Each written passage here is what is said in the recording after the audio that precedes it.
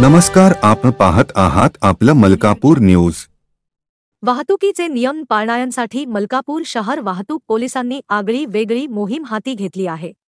नेहमी दंड लावूनही अनेक वाहन चालक नियम पाळत नसल्याने वाहतूक पोलीस आता गांधीगिरी करताना दिसत आहेत।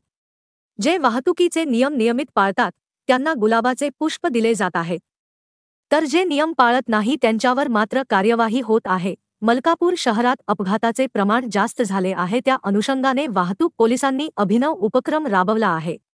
वाहतूक पोलिसांनी शहरातील विविध रहदारी असलेल्या भागात नियम पाळणाऱ्या वाहन चालकांना गुलाब पुष्प देऊन त्यांचे अभिनंदन केलं, तर नियम तोडणाऱ्या वाहन चालकांना वाहतुकीच्या नियमांचे उल्लंघन केल्याबद्दल त्याच्यावर कार्यवाही केल्या जात आहे। ही मोहीम राबवत असताना पोलिसांनी वाहतूक नियमाबाबत जनजागृती केली आहे।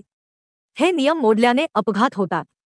अपघात टाळल्याचे असल्यास वाहन चालकाने नियमांचे पालन केले पाहिजे, असे पोलीस कर्मचाऱ्यांनी नागरिकांना गांधीगिरी करत सांगितले।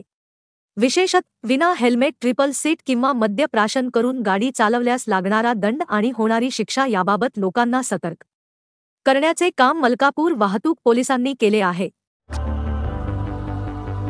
सबस्क्राइब आणि बेल आयकॉनला प्रेस करायला विसरू नका। पाहत रहा आपलं मलकापूर न्यूज।